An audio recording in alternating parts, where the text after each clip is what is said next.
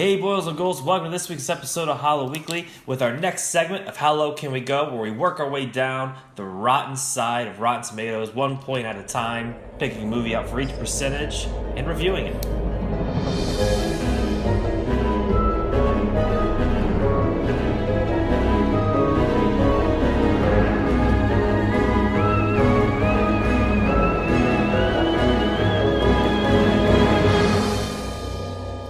This week, we are at 52% and 51%, 52 being Friday the 13th, Part 6, Jason Lives, because he never died, and 51%, 30 Days of Night, which that is robbery for it being at that percentage. That is. I think they both are. I got some theories about Friday, and also have a funny story for the fans about. Oh yeah, about Friday. Yeah, you do. Yeah, so no, just a quick note. We went to record, and I was messaging George saying like, this thing is just a heaping pile of dog shit. Like this is the worst fucking film I ever seen. And so then I was like, wait, there's no way this movie's 52%. And I looked it up. I had watched the wrong Jason film. I watched Jason. I think Friday the one 8 or something. I know. I think it was the one before that. That was the one with Corey Feldman, right? The one where they kill Jason. Yes, because that's his character grown up in the next one. So, yeah, no, this one is like a huge improvement over that that pile of dog shit. I think it was 21%. So we're a ways away from that one, but yep. we'll hope we can avoid that shithole on the way down. Well, I'm glad you caught up, and you're on Friday the 13th, Part 6. Jason Lives. Jason Lives, 1986. Yep. I wanted to call it Alice Cooper Presents Friday the 13th Part 6, the Frankenstein, whatever the fuck you want to call it, because that's basically what this movie was Alice Cooper Presents Frankenstein with Jason. That was the working title. I can confirm. Yeah. So where do you want to start with this one? Well, the first thing is, the weird thing is I always try to find like connections or similarities between the two movies, even though we're just randomly throwing them together in percentage point increments, doing 2 movies per episode, right? But yeah. I thought there were a couple of things that I thought were really interesting about how I felt about both these movies that were combined. Right? So the first thing is just generally, I feel like both movies are reactions to things, right? So I feel like Friday the 13th Part 6 is a reaction to the crap fest that was Part 5. And then more of a reaction to like the whole series, right? There's no way you couldn't start a series with this movie, right? The writing was actually like really funny. Yeah. How they poked fun at a lot of it, yeah. They were reacting to a lot of fan expectations at this point. And reacting to like the terrible decisions of Part 5, but 30 Days of Night. To let everyone know where Friday stood, let me read off a few of the Rotten reviews. Yes. Gene Siskel, the murderous Jason is back in the latest chapter of the most offensive series in film history, unless Burt Reynolds makes 3 more Smokey and the Bandit pictures real quick. Steve Crumb, who we mentioned in the last episode. Oh, wow. Does Jason ever die? On with the franchise. And then lastly, Jeremiah Kipp of Slant Magazine. While there's a superficial been there, done that, why don't we just mock the whole thing quality to this entry in the series?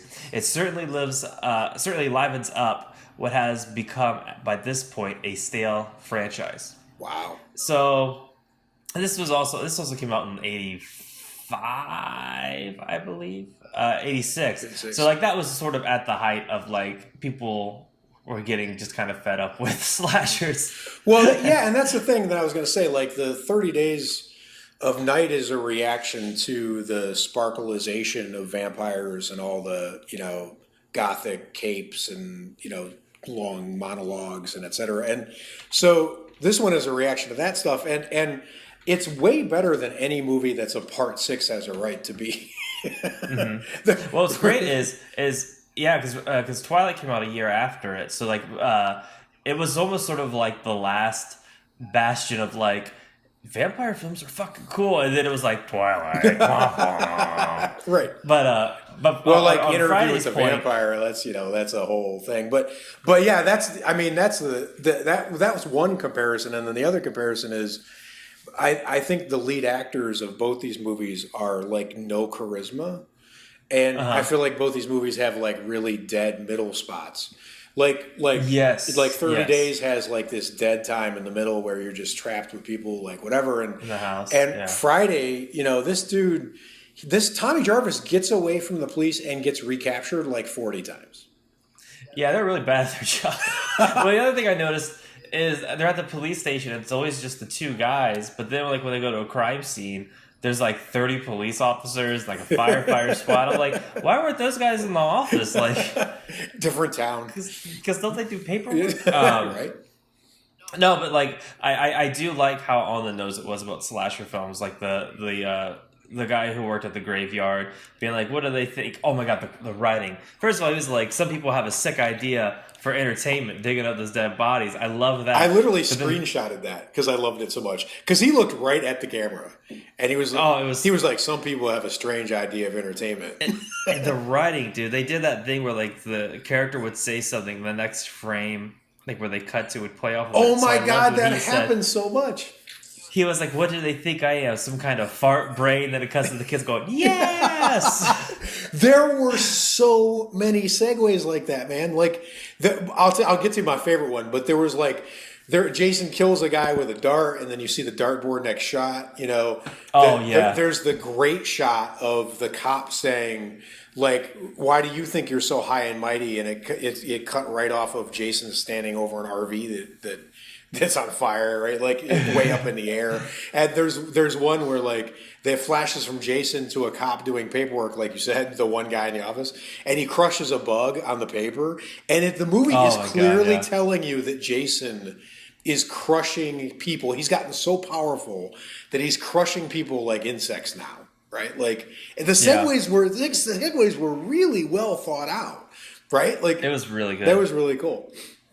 The one thing I wanted to mention in the beginning of the film, I think that actually the opening of this film is probably one of the best horror openings. It's like a cliche of all your favorite horror stuff, like in that like 7-minute opener. Like I was watching it, and like when they're like trucking through the graveyard, I almost felt like if they had just kept walking past that graveyard, they would end up at like this creepy house from like Ray Bradbury's Halloween Tree. Like the way they set it up was like perfect Halloween.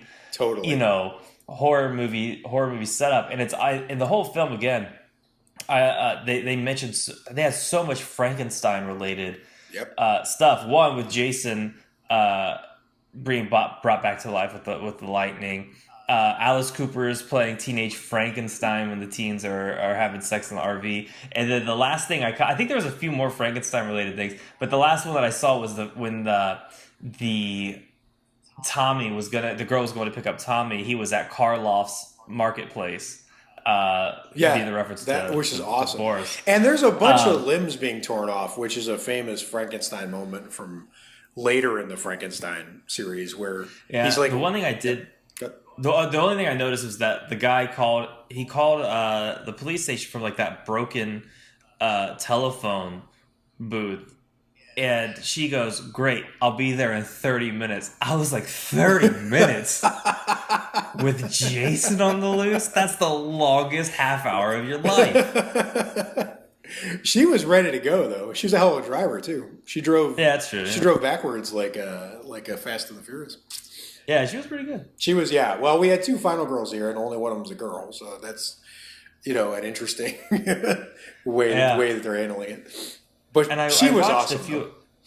He was actually sort of like how they made up for the shitty film before that by having him be the guy and then taking care, because he was supposed to be the kid at the end, right? Growing up, right? I'm not losing my shit. I liked how they I mean, this film really had a lot of patching up work to do for the series. Yep. So it was an underdog to begin with.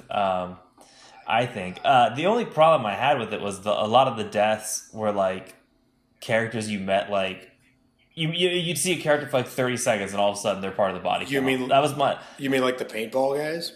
like the paintball guys, the couple who got engaged. Oh yeah. A lot of those characters were sort of just last. There's a lot of like the cops who came in last second and then got it. Um, and that that was probably my only thing. But I did like how they actually put kids at the summer camp this time. Yeah, it made it edgy. It was really interesting. Yeah, and that was to me it sort of just it made it more intense when Jason was around because there are children with a psychopath going around hacking everyone to death. Yeah, and they were actually on it more than anyone around them. They were like, "There's a monster. There's someone outside. There's bad thing." Like they were literally turning to each other like, "We're dead meat. It's over." One kid, actually asked, "What were you going to be when you grew up?" That was my favorite line. So, what were you going to be? I love that, which was so fatalistic. All right, so you brought up kills. I'm just gonna do this right now. Okay, so. Like guess my favorite kill for this movie. Just take a guess. The Jason spinning the girl's head around, her eyes rolling in the back of her head. Okay, my favorite kills were the cars that he killed. He killed the hell out of that RV after he pushed the woman's face through the wall, right? But my favorite kill is what he did to the Volkswagen when he met the people who were supposed to be running the camp on the road. And every move they made that was like the woman, the wife was making the smart moves. By the way, she's the real life wife of the director of the movie. And then the dude who was with her movie husband, was making all the wrong moves. Like, just drive towards it. Jason's standing in the middle of the road. He's like, just drive towards him. We'll scare him. And she's like, we'll scare him? Really? She knows this is wrong, right? And then he gets out of the car and he's confronting Jason with a gun. And Jason stabs through the wheel well of the car and flattens a tire. That was Then when he gets a gun pulled on him, he smashes the headlight. Then he smashes out the whole windshield. Like, this is the best auto kill. I mean, and his moves, like the way he did it. You go back and watch his scene, man. When he takes out that main windshield, it is like Jason Kung Fu. Like his move was it had so much like style, right? Like I was just really well done. I think the automobile wreckage in this movie was top notch.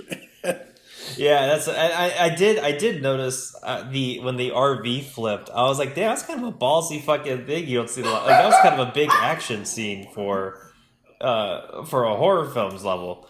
Yeah. So I really well, and like it led to that great through. shot. I mean, the shot of him standing on that RV is like that would be a poster, right? Like that was just. It was the thing's on fire. It's on his side, and you got fucking huge Jason standing on top of this thing, like he's on top of a mountain. Like it was. I mean, they just put a lot of. Well, and I wanted to ask you because you pay attention to video stuff, since it's your skill set. Like, is it my imagination, or was like there were just moments in this movie that made it so atmospheric, everything felt like Halloween at the end. The shadows, the trees moving, the leaves, like. You know what's funny? It felt to me like middle of summer. Like it felt like actual summer camp. Yeah, no. I mean Halloween like atmosphere like that. Not time of year. Like the darkness and the thunderstorms. Yeah. To me it was perfect because like it just sort of looked like a middle, wherever that place would have been, like you could feel like that summer heat, and you're just like kind of exhausted, and you're like, "Geez, I got to run for this guy now."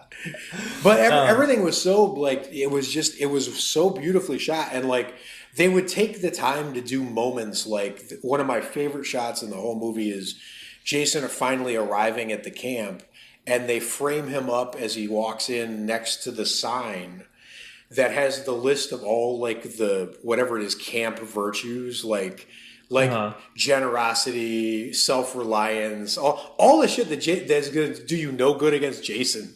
Like all the things that society is trying to teach people that he can just wipe out and annihilate, like with no effort because he's so fucking unstoppable now. And like they framed him up against that sign, and it was just like I was like, this movie is taking its time to get some stuff right. Like it was definitely everything about it like on a technical level and like screenwriting level is light years beyond the film before that one or before this one. Yes. Like everything, even like because I even noticed the one before this, like Jason ran in that one Yep. after the girl, and it just looks really weird. So I was waiting for him to see if like they would keep him running in this one, and they didn't. It was back to him being spooky and kind of teleporting. But I feel sort of bad for Jason Lives because they had so much shit to pat. It was definitely, it's like flipping a house. Like they just walked into it and they're like, oh geez, this is gonna take so much work. Oh my God, I want you to cut that audio out of this and send it to the director. He is gonna look, because that is so exactly what it was. Wow, and they did a pretty damn good job, man. Like that was not an easy thing to do because it was already a franchise that at the time people were already poking fun at, and it was at the height of it. It's sort of where like superhero films are now. Like people are kind of like, I mean, the people like them, but they're getting a little sick of it. So this thing had so much to fucking work up to, and totally. I feel like 52 is just a, I don't know. Where would you? All right, so yeah, let's film? do the rating. But before we do that, just I wish I could give credit. I don't remember where I read it because I read a lot about this movie, but someone had said that this is the best Friday the 13th in the franchise in the last 30 years, which kind of blew my mind to think about mathematically. So like ever? Well, no, because that's the thing is obviously all the ones that came before you can argue like I'm a big fan of the first two and whatever, but the point is that we've been living with this franchise in different incarnations for 30 years after this movie, and no other movie has been as good as this one. Right, so that means that this was like this was the drop off point there's entertaining stuff in the rest or whatever, but no one put it together like this, right? So that just kind of blew my mind, and I thought it was a cool just the math of it is kind of like this to me feels like whenever like you and your friends get around or you think of the idea of a slasher film, mm-hmm. I feel like this is the perfect foundation for a slasher film. Yep. Like your creature comes back from the grave. He's an unstoppable force. There's a body count. The writing's not bad at all. I think there's 18 kills in this one. Yeah, and a lot of them are just kind of like there's 3 in one swipe with the paintball. So they sort of cheated. And I love that they didn't show you the end of the most annoying paintballer until later, where you found his glasses and he was basically torn apart. Like he was hilarious the way he was so not stealthy. But his reaction to shoot Jason with the paintball gun after the decapitations was just the classic. He was and then him running away. Like I'm giving the guy credit. Like he was on the screen for like 40 seconds or whatever, but he was really memorable because he sounded like he was actually going to die. Yeah, and there was the scene, I think it was in this film. I see. That's the thing is, I just watched both of them back to back. Right. I think it's in this one or the one before. Either way, in one of them, Jason's killing someone, and the guy goes, "He's killing me," and I was like, "Oh God!" Thanks for letting us know. I thought that was the wackiest shit in the world. That's what you yell when someone's killing you. Oh my God, he's killing me! Great. All right, I'm going to give this movie 2 ratings. One is some of the humor does not hold up at all. I could not believe what was going on during the car chase scene. There's some weirdo shit in this movie that just like kind of takes you out of the movie completely a little bit. So I'm going to give it a 78 as a movie, and I'm going to give it a 95 as a Friday movie. How's that? Oh, that's fair. Yeah. I would say it's probably one of the better. I don't know. I'm still a huge. I'll admit I'm a fanboy for Jason X. So I don't think it's as good as Jason X because that's my gateway drug. Yep. Into pretty much horror. I would say as a Jason film, I would say it's 90% easy as a Jason film. It has everything you want and need. And the characters aren't completely fucking stupid. Like they're stupid, but they're not like part 5 whatever stupid. Like they're smart than that. But as a film on Rotten Tomatoes,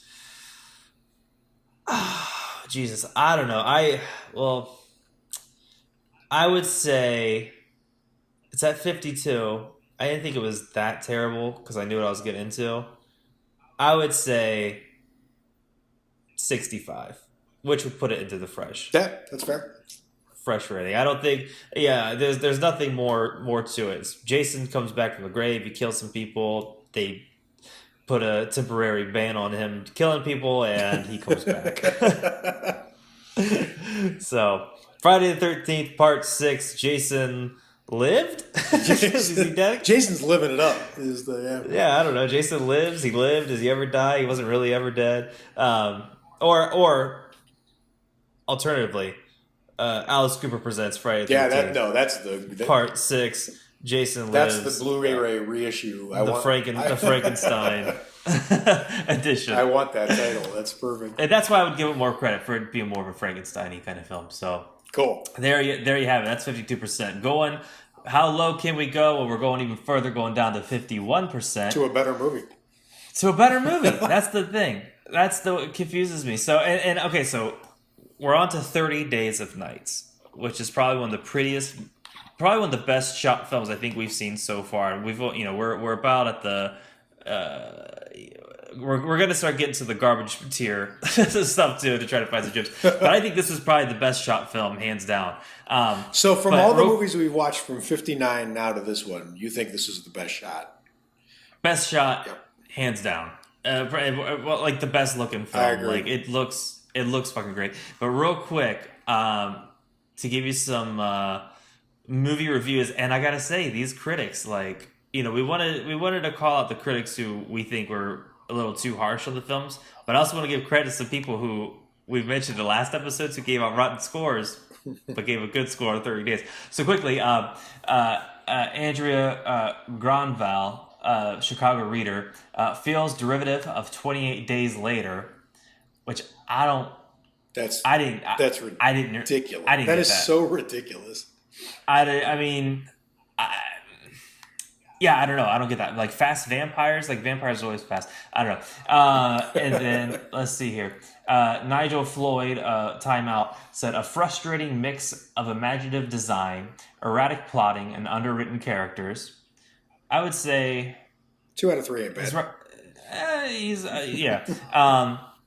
And then I wanted to mention Richard Roper.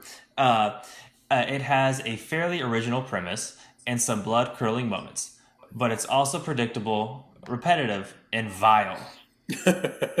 Wow. Maybe he's talking about the child death, which I wanted to bring up. There's the blonde girl in both films who have a little bit of a role. That's in right. Friday and 30 Days. Much more but than this one. to see the guy who Scott Weinberg from the horror show obviously gave a good review, which makes sense. Yep. But James Baratolini, the guy who I think shit on Exorcist 3, I believe, from Real Views. I know that face from the last one. And I'm pretty sure that's him. I'll double check. But he said, if this is the kind of movie you're looking for, it delivers. Wow. That's what a non-review. Yeah, I mean, it's like, I feel like but that review I kind of like. He's kind of saying, like, it's not for me, but if you like it, if you're into that kind of thing, you're really going to enjoy it, which is a completely fair review. And it's probably how most critics are probably. That's fine, but there is no movie that doesn't apply to. I mean, yeah, but that's you technically could literally just rewrite that review for every movie and just retire. Like that's honestly, that should be every critic's review. I mean, from my point of view, it should be like, it's not for me, but you might like it. Like that's literally like every critic could post that. It would be like, yeah, I mean that's fair. That's a fair review. Now let me try something here. Let me pick an argument with someone that I actually really like, who's Roger Ebert. So not to go down the critical rabbit hole here, but this is part of what irritates me as someone who's a horror fan, because I feel like horror just gets placed in a different slot by critics, right? So Roger Ebert pretty much bagged this movie. He did not like it. He picked a lot of holes in the plots and et cetera. But in the middle of his kind of massacring this movie, there's one sentence that appears where it says, "This is a slightly above average movie for its kind. Okay? So Yeah. he attacks it, doesn't like it, like whatever. But he says, in terms of, execution and look and direction and writing, whatever, it's a slightly above average movie of its type, right? So I was trying to think of other slightly above average movies of different types, right? Yeah. So like this one's 51% on Rotten Tomatoes, and it's a slightly above average, which is ironic because it's 1% over 50, right? Mm-hmm. So then I thought Thor, to me, is a slightly above average Marvel movie, right? Totally. Like it's not great, but it's not terrible. It's just slightly above average, right? Some ridiculous, things happen in it, some great things happen in it, right? So guess what it's rated on Rotten Tomatoes?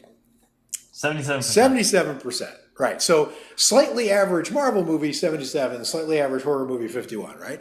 So then I was trying to think of kind of like an action thriller, and I had just watched one that was released called Edge of Tomorrow, then got a rename for some reason. Live, Die, Repeat. Yeah, exactly. So Edge of Tomorrow is a slightly above average action, kind of science fiction thriller. Its plot is preposterous, and there's all kinds of stuff that is ridiculous in there. But there's some good acting. There's some great action sequences. It's trying to do a couple interesting things. Slightly above average action movie, right? 91% Rotten Tomatoes, right? So when you achieve slightly above average in other movie genres, they put you on the critics put you on their shoulders, and they're like, woohoo! Good job, like fresh rating, blah, blah. When you achieve slightly above average with unbelievably memorable sequences, great shots, and one of the best vampires to ever be on film, not to mention the gang supporting him, you get 51%. I call bullshit.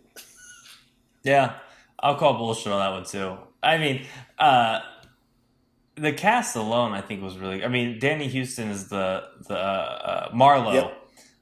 Alone is worth it, and even just the design. Like even if you just watch the film silent and just look at the shots, you'd be like, "Oh, that's really pretty. We should frame for sure." I mean, but the design, like the Danny Houston is terrifying because he's weird.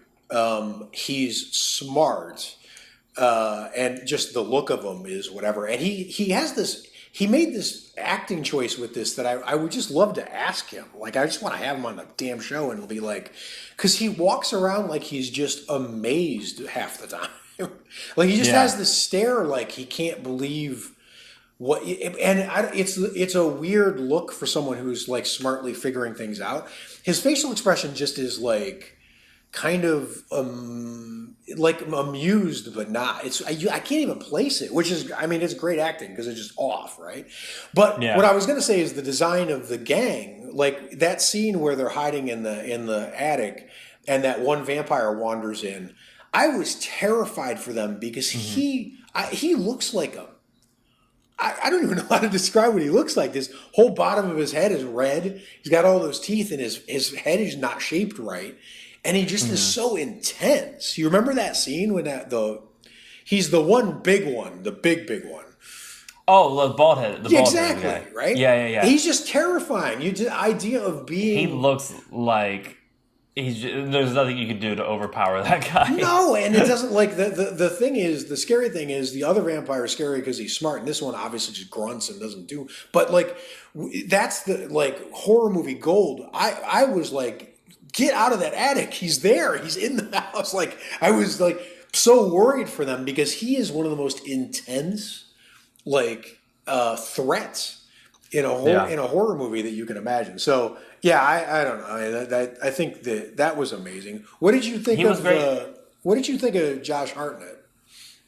You know what's funny? At the beginning of the film, I didn't like him because it just felt weird. To me, like, I don't know, like, there was a line, because he definitely is, like, when I still see him, even, like, at Penny Dreadful, I'm still like, yeah, you're still that 90s heartthrob, though, like, you know what I mean? So, but there was a line he had in the diner where Ben Foster's character, the stranger, was like, I want a bowl of raw meat, and he says, like, leave the lady be, and I was like, hey! That felt a little weird, but everything else, though, I really liked him, and I even liked him a whole lot in Penny Dreadful too. Yep.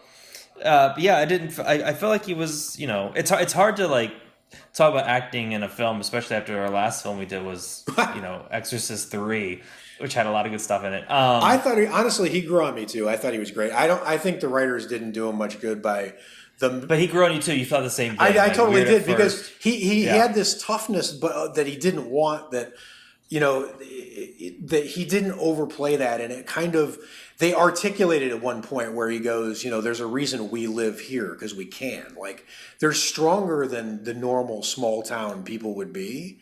And and then there's a payoff for that, but it's not an over payoff. There's that amazing shot where he kills the guy who turns right in front of him and leaves him on a swing in a playground.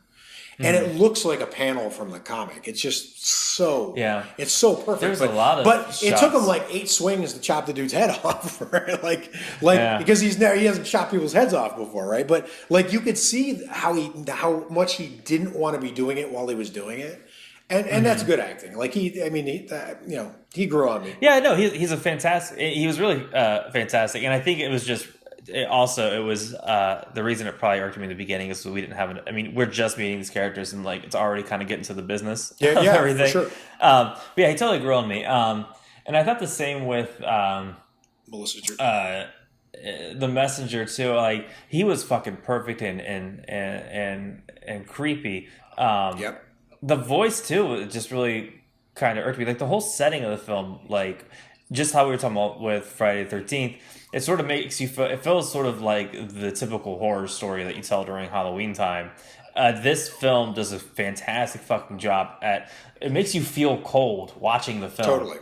To me, one of the things that I found really interesting about this, so there's 2 things. One is I love that the town totally gradually gets cut off in a pattern that makes sense to us because we know something bad's coming, but they can't put it together.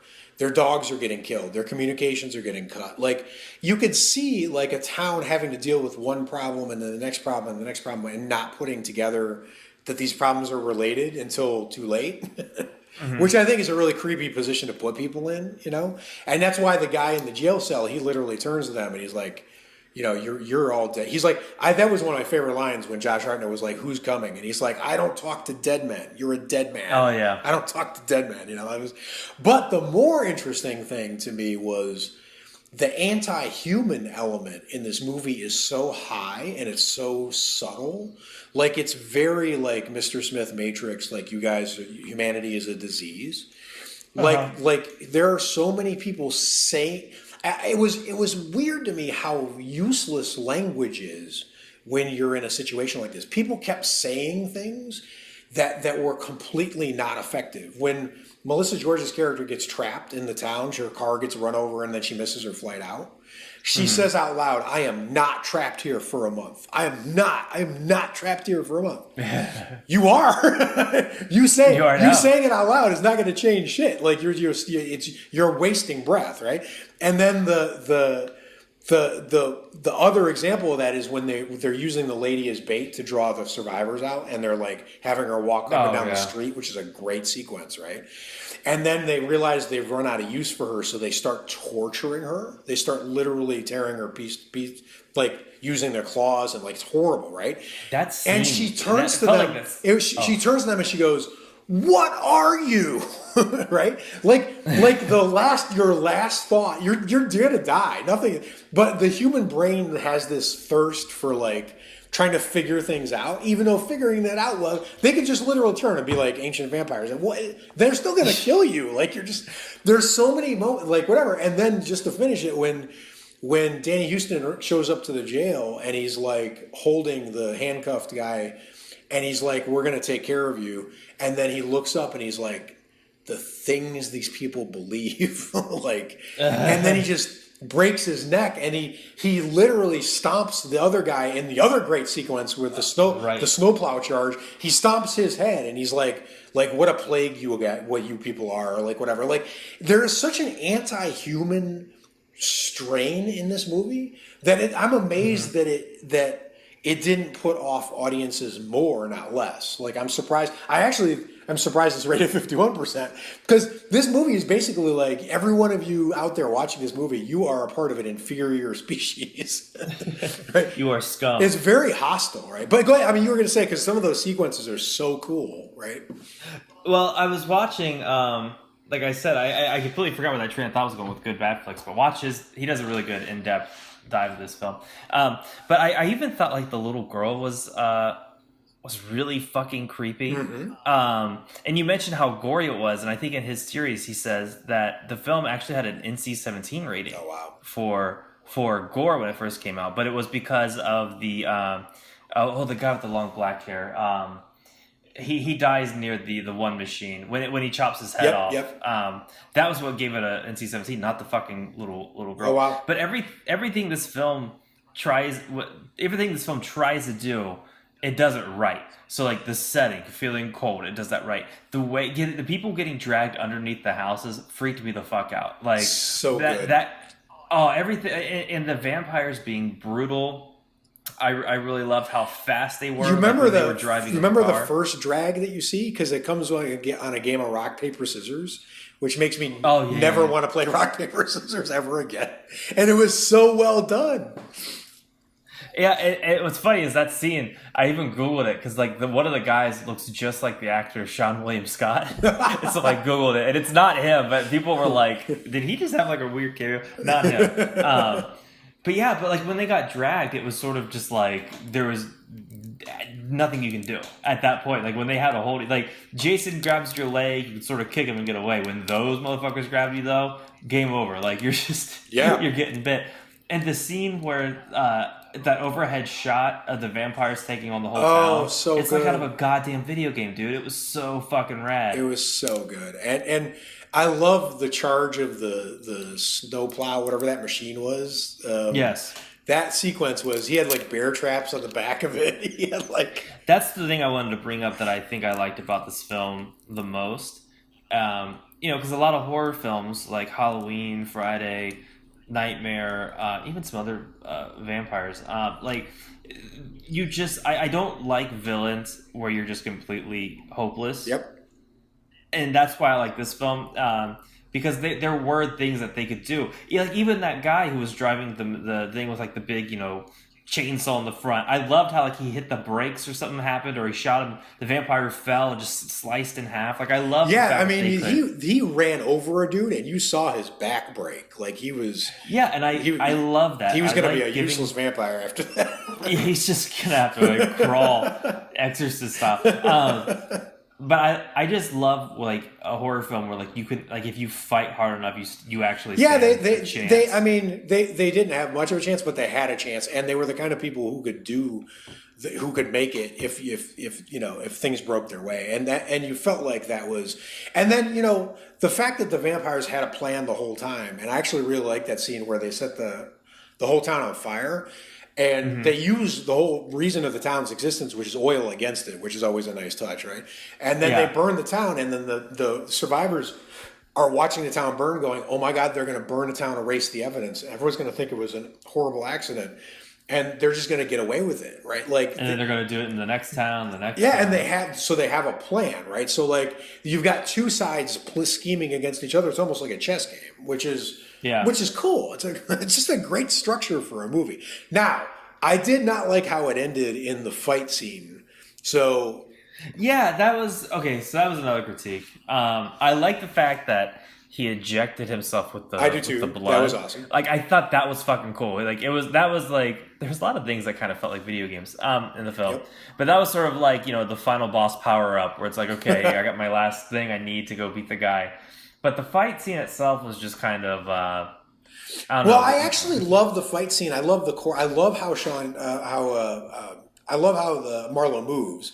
I love how painful the fight was for Josh Hartnett. Oh my gosh. I mean, he paid a price for getting into that fight. He kicked his jaw and he fucking but see, the thing that puzzles me is I can sort of get why the other vampires didn't get involved, because they've never had to help Marlowe up to now.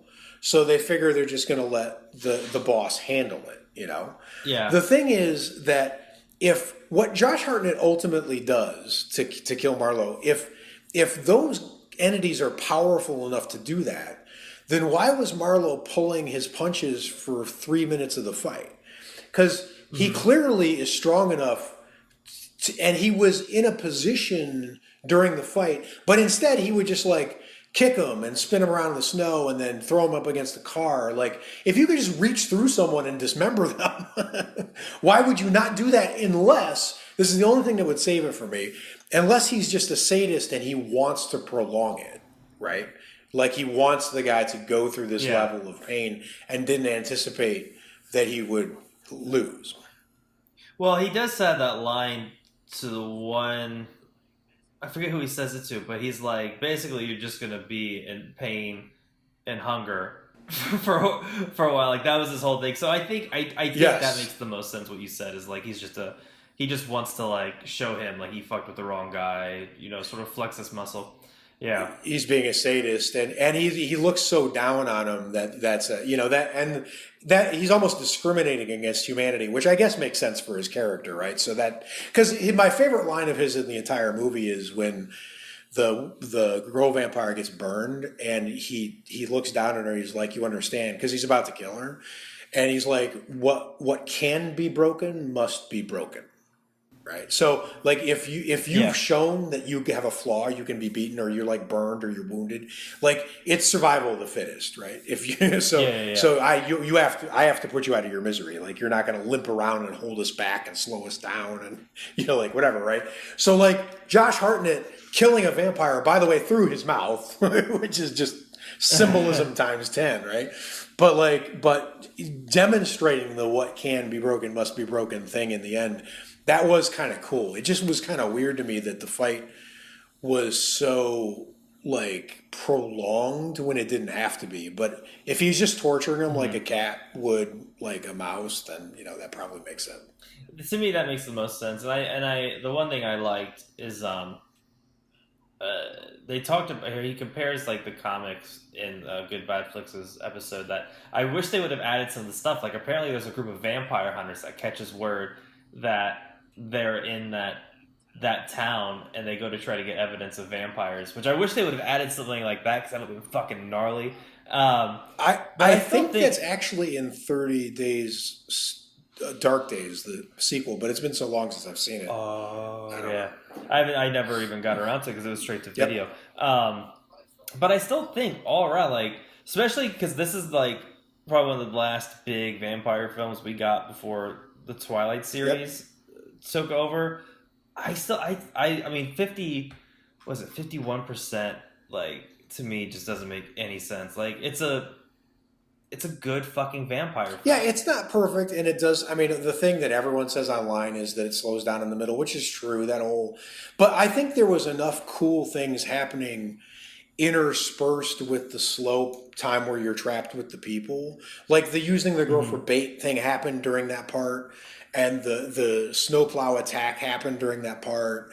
Like, there was enough happening where I wasn't like, well, I just want to like walk away and come back when it gets interesting again. You know what I mean? Like, yeah. And I really actually liked the relationship between, it's a little cliched, but I like the relationship between Josh Hartnett and Melissa George. I thought they did a good job of really getting back into the mode of caring about each other and regretting that they lost time by, fucking around and like whatever. And that, I think there was a lot of time element things going on in this movie, which makes sense because 30 Days a Night, right? That's the point, is you got to make it. You got to make it 30 days. There were a lot of mentions of things. Like, one of their friends asked Melissa George, what went wrong between you and Josh Hartnett?